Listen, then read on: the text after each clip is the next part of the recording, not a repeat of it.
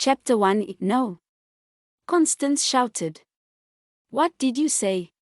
Mrs. Mariby was very surprised and angry too. This is too much.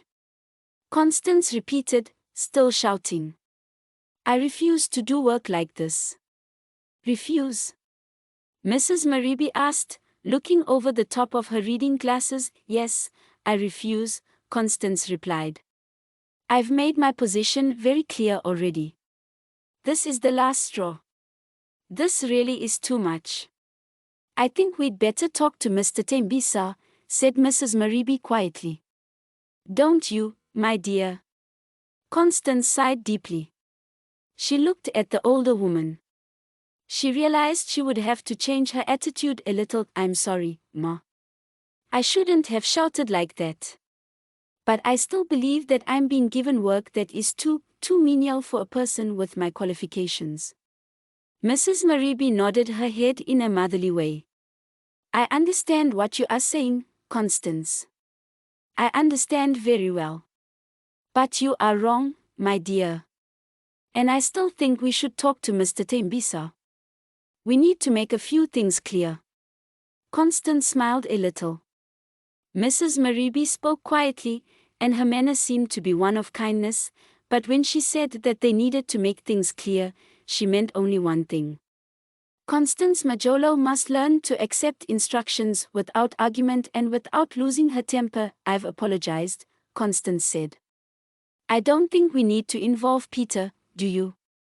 And that's another thing, Mrs. Mariby continued, I don't think you should refer to Mr. Tembisa by his first name. Why not? Constance asked, surprised that Mrs. Mariby should say such a thing. It doesn't show respect, Mrs. Mariby replied. After all, he is the senior partner in the firm, and you. I'm a very lowly junior employee, Constance said, with some bitterness in her voice. Getting a university degree does not mean you know everything, my dear, Mrs. Mariby told her quietly. Constance Majolo sighed again. She knew that this was the crux of Mrs. Mariby's problem. She belonged to an older generation. She herself had never had the chance to attend university. Therefore, she felt some hostility towards those who had obtained a university education. And for some reason, she disliked young girls who had done well and gained good degrees. Young women like Constance Majolo. I'll make an appointment. Appointment? For you to see Mr. Tembisa, of course. I don't think that's necessary, Constance said. I've apologized to you. I'll do whatever you want. What was it? Some photocopying? Constance spoke with bitterness and regret. She had not yet been asked to do photocopying, but she had been given tasks that could quite easily have been performed by one of the firm's secretaries. This made her angry. She knew that she had not qualified as a lawyer in order to do the work of the typists. That is exactly the point I am trying to make, Mrs. Mariby told Constance firmly. Replies like that. Rudeness. And a false idea of your own importance. I understand what you are saying, Constance replied. There was no point in saying anything else. That would only upset Mrs. Mariby even more. It is very much a question of attitude, Mrs. Mariby went on. Unless your attitude changes, Constance, I do not think you will have much of a future with Tembisa and Associates, do you? Constance hated threats of any kind. If you are going to threaten me in that way, she said, I don't think I wish to remain with Tembisa and Associates. She looked Mrs. Mariby straight in the eye. The older woman stared back briefly, and then looked away. We shall see what Mr. Tembisa has to say later, said Mrs. Mariby, and then went back to her office, which was modern, made almost entirely of glass. This meant that as the company's chief clerk, she could see everyone clearly. She was accustomed to being obeyed. Constance returned to her desk. She was determined not to be bullied, not by Mrs. Mariby, not by anyone else. GD waited a short time. He kept an eye on Mrs. Mariby in her glass office. When he decided that enough time had passed, GD walked over to Constance's desk. "She makes a bad enemy," he said. "Do you think I care, GD?" Constance asked. Everybody called him GD.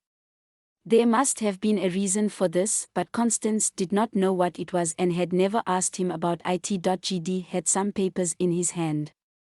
He pretended to look at them carefully, because he knew very well that Mrs. Maribi kept an eye on what everyone in the office was doing. "Never leave a job until you have a better one waiting for you," GD said. "I could get another job immediately," Constance told him, her voice proud. Nor was she lying. Constance Majolo had achieved distinction at the university, gaining a first-class honors degree in law. She had even been offered the chance to study further for a higher degree, but had decided that it was important to gain some experience first. Later, she would be able to continue her studies. Even before Constance had actually qualified, she had applied for 3 posts with different companies in the capital city. All 3 had offered her a position. Constance had chosen to work with Tembisa and Associates. There were many reasons for this choice. The company had a good reputation, they took on all kinds of work. Constance liked the idea of first gaining experience in several areas PF law. Later, after further studies, she would decide which area she wanted to specialize in. I don't want you to leave here," GD said quietly. Constance looked at GD's face. He was standing there with his eyes lowered. "That's the nicest thing anyone's said to me since I came to work here," Constance replied. She touched GD gently on the arm. I'd better get on with something, or Mrs. M will roast me like a chicken," GD continued. He returned to his own place at the back of the office. The room was very large. The office operated on the modern open plan system. Everyone could see everyone else. There seemed to be no barriers between lawyers and secretaries, or between typists and general assistants. The idea was to save time and make all employees easily available. There was no knocking on private doors and waiting to be asked to come in. The only exceptions to this were the senior lawyers who had their own private offices, and, of course, Mrs. Maribi, the chief clerk, who sat proudly in her glass box. GD was a messenger and general assistant. People called him as they needed him. He was always willing to help except for the morning when he went to the central post office to collect the mail, and in the afternoon when he went to post the company's letters, and so was not available for other duties. He had worked for Tembisa and Associates for 11 years. In the 6 months since Constance had joined the company, GD had given her a great deal of help and encouragement, assisting her in many small ways, all of which had helped her to settle in very quickly and easily. Constance needed to get out of the office for a few minutes. She decided to go to the ladies. There, she could check her makeup and lipstick. When she went in, Constance found Alice McCond, who was a typist. "Hello, Alice." Alice returned the greeting. "Have you been crying, Connie?" she asked. Constance wiped her eyes. No, I haven't," she told Alice, "but I almost did." "Who upset you?"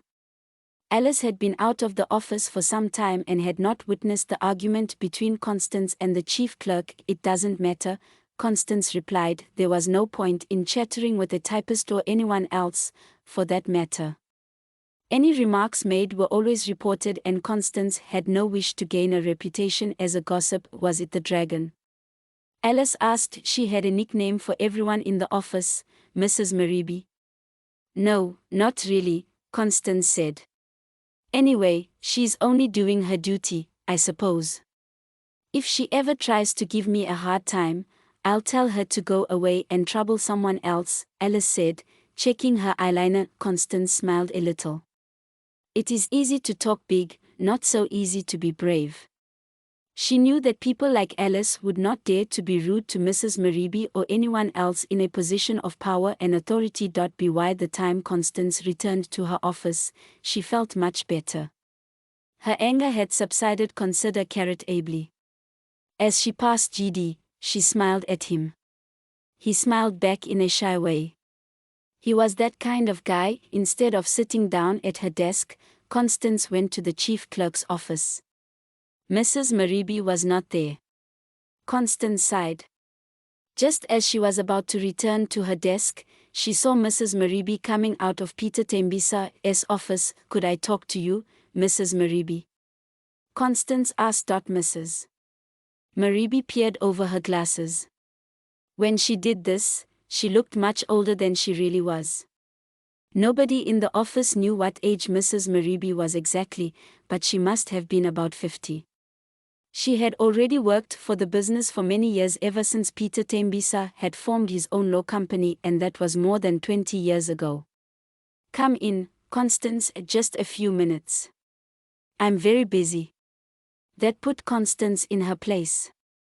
The chief clerk was able to spare just a little time for her. "I want to say that I'm sorry for my outburst," Constance said. "It was wrong to shout. I should not have been angry. I apologize, Ma." "Thank you, Constance," Mrs. Mariby said. "However, I have reported the matter to Mr. Tembisa. He's willing to talk to you about any difficulties you may think you have." Constance almost smiled. Mrs. Mariby was a clever woman. She had a good way with words. She was suggesting that Constance did not really have any problems, she only thought she had. "Sure. I'll be happy to talk to him," Constance said. "When did he say?" "He's very busy with clients all day today," Mrs. Mariby interrupted. "But he agreed to talk to you tomorrow. Just before lunch." "Right," Constance nodded. "And now," Mrs. Mariby added, looking severely over her glasses, "the job you wanted me to do."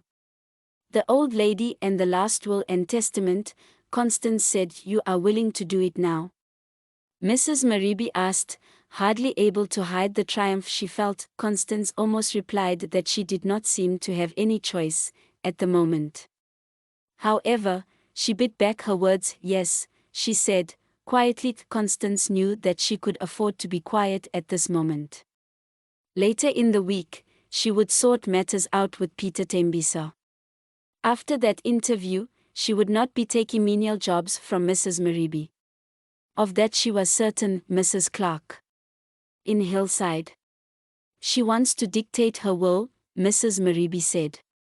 And added, "Much of the company's work is of this nature. It isn't all a matter of important cases argued in court, you know." "A white woman?"